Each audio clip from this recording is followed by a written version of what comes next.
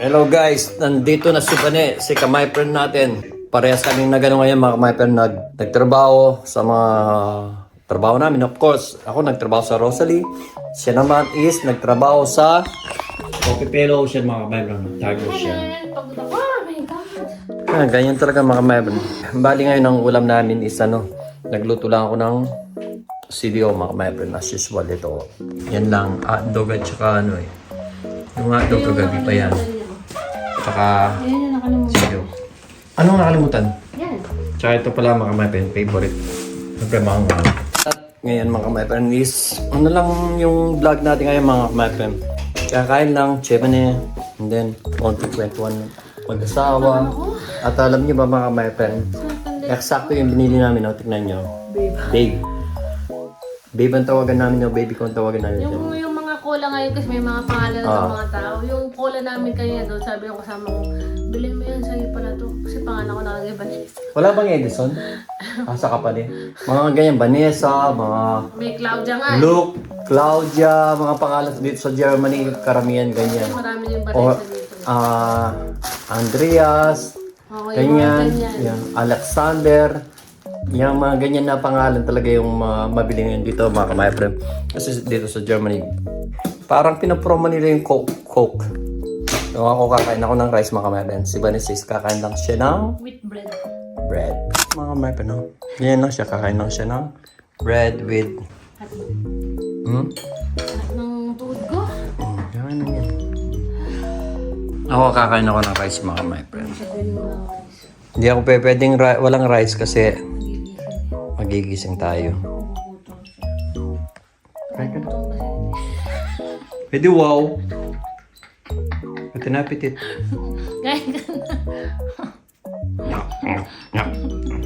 Sa totoo lang mga kamay, talagang pag wala akong rice sa gabi, dinner, rice, nagigising ako ng alauna, alas 12, ganyan kasi nagugutom ako kung tinapay lang kakainin natin mga kamay.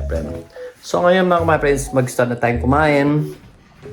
Dahil nga, kahit pa paano, ito sa Germany, ganyan naman yung mga kamay. kaya natin dito. Trabaho lang mga kamay. Puro trabaho, bye. May gagayan daw kami gagayan daw namin mamaya ni Bane.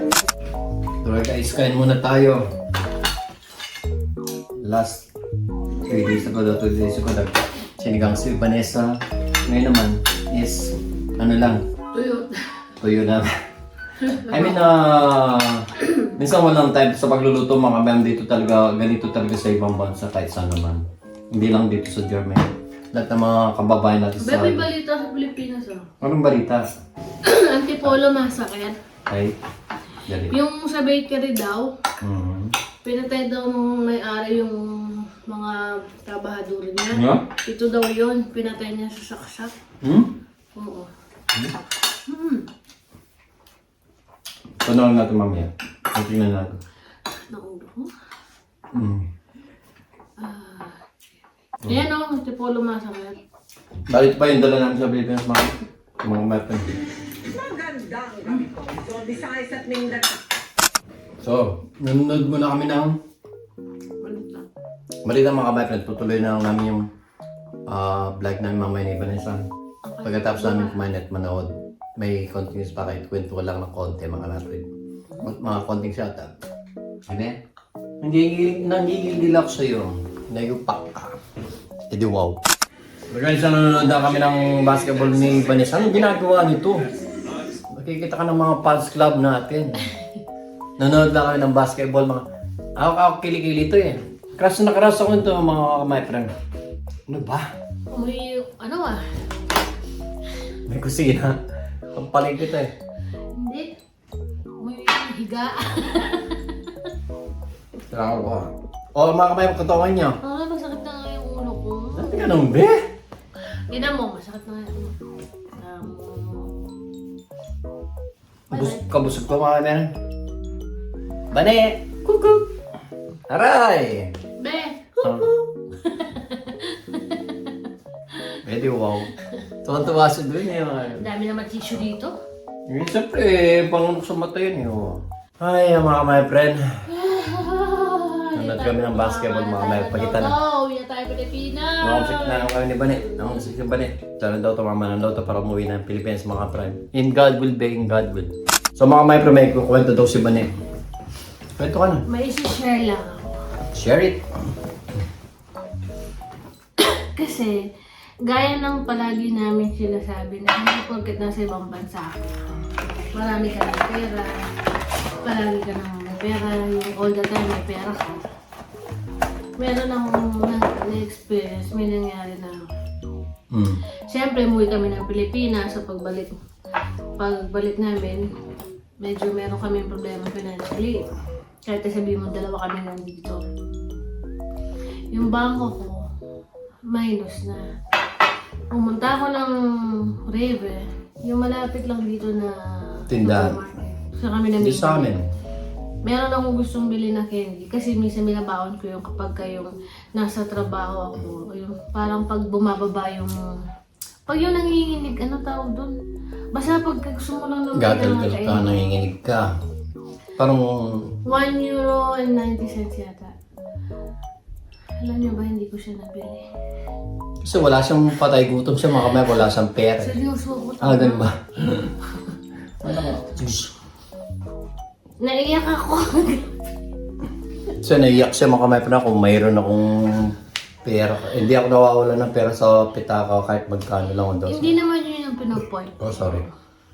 Sorry po. Ang pinapoint ko na yung akala ng madami na pag nasa ibang bansa ka na, masarap na yung buhay mo, hindi ka nawawala ng pera. Ang laman lang ng wallet ko, 40 cents.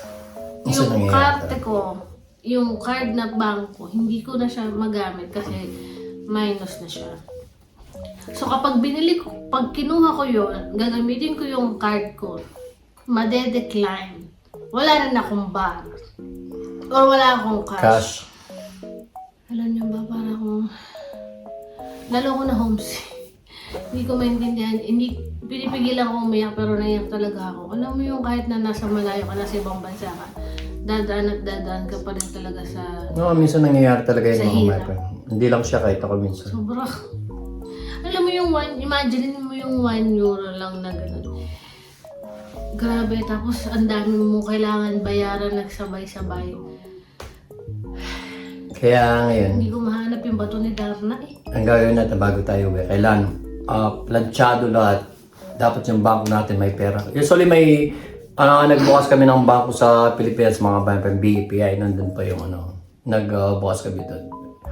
Usually may laman na yun, 3K. Siyempre, hindi mo makukuha, no? Or savings mo yun eh. Kaya ang dapat namin lang gawin, pag okay na kami sa mga babayaran na doon, lalagyan lang namin ng savings mga pera nga. Para just in case na umuwi sa 2030 at may laman na hindi na kailangan namin. Although hindi na namin kailangan umutang pa. Hanggat maaari kasi ayaw namin maghirap. Pero minsan, kahit ayaw mo, no choice ka kasi kailangan mo kasi hindi naman ganun kalaki yung kinikita namin dito. Hindi naman kami manager dito o dabas.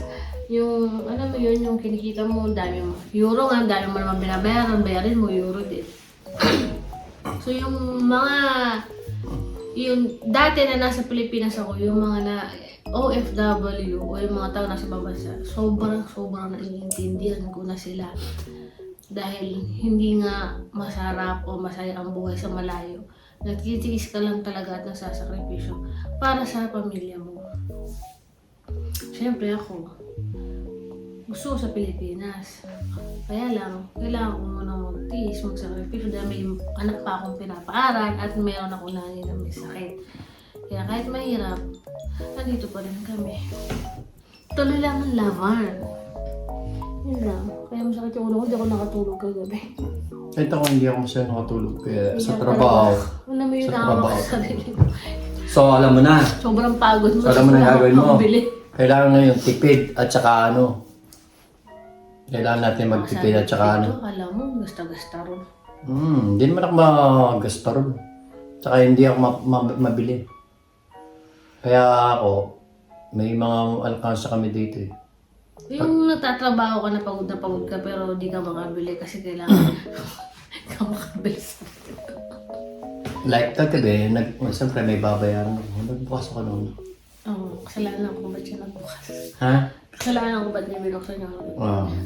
Kasi, pinahiram ko siya ng kasi mauna siya, may babayaran siyang mauna siyang babayaran.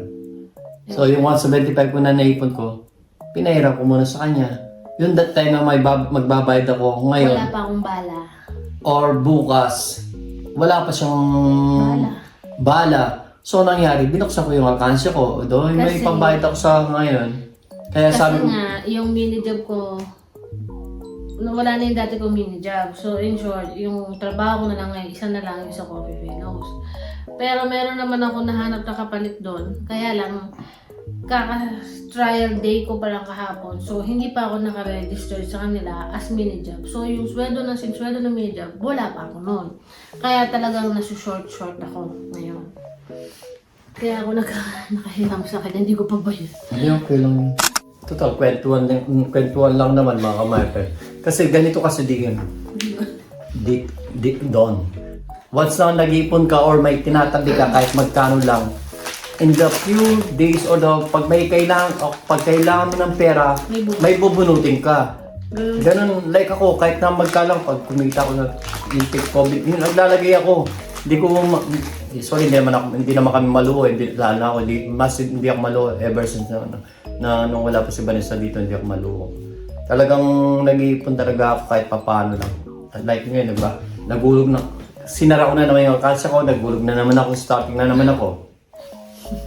Gusto ko kasi in the future na makabili kahit na mga alas lang na investment ba?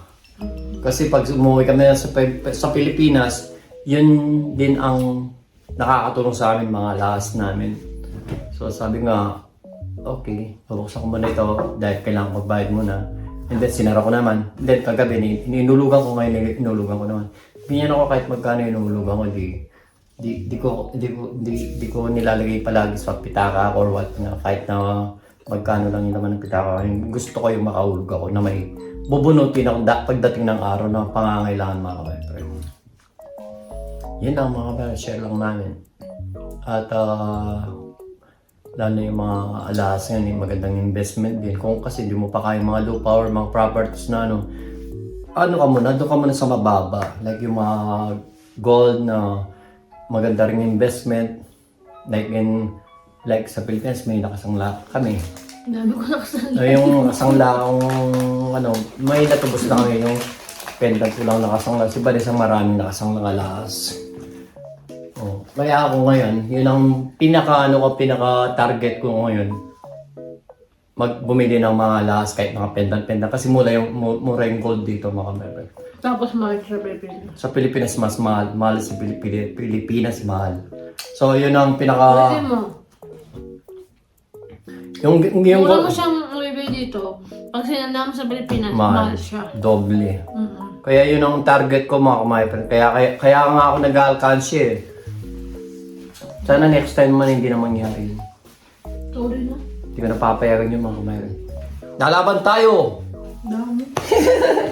Kaya ulugan mo na yung gano mo. Saan? Wala, tingnan na, walang pag-ulag. Ako nang inulugan kanina. O sige, gusto niya mga kamay paulugan ko yun sa kanya. So yun mga kamay friends, share lang namin. So ako ngayon, yun ang pinaka-target ko. Kung hindi ko pa kayang bumili ng mga properties this time or muna ako sa investment ko muna. Bibili muna ako ng mga gold na kahit yung mga pendant. Kasi mga kamay, binili kong pendant dito sa Germany. Kasi yung kwintas ni tatang ko kahit to. Dati may pendant to. Kaso nang kinuha ko, wala na yung pendant niya. Ganito na lang. So binilang ko siya ng pendant dito mga kamay, is 100 euro lang. Yung pagkabili ko is 100 euro lang. Nung sinangla ko ngayon, nung umuwi kami mga kamay, is nasangla siya ng 14. Yung pendant. Nasangla siya ng 14k mga kamay. Pero mo, 14, di ba? Oo naman, 14 mga kamay. Pero nabili ko lang siya ng 6,000 dito mga kamay. Or 100 euro or 6,000 pesos. Yung nasangla namin is 14k. 2 times siya mga doblado mga kamay. Kaya yun ang ko ngayon target ko. Gold. Magpaalam na tayo mga baby ko. So hanggang dito na lang muna mga my friend. Share lang namin mga my nag-share si Vanessa. Senior ko rin yung sa akin. So hanggang dito na lang mga my friend. Keep safe. Always belly ka na. Magunot yun. Gusto yung masabun. Malagay ko mo. Sige na, maligo na. So hanggang dito na lang mga my friend. Keep safe always and God bless. Shout out sa mahal namin sa buhay. Lalong lalo na kay Mama Nene. Love you so much. At saka kay Mami. Get well sa kay Mami. At saka mga pamilya namin, mga kapatid. Pamangkin ako. Love you all. Bye-bye! So ako na. Makakaganti rin ako sa'yo. Hanggang dito lang mga kami. Bye-bye!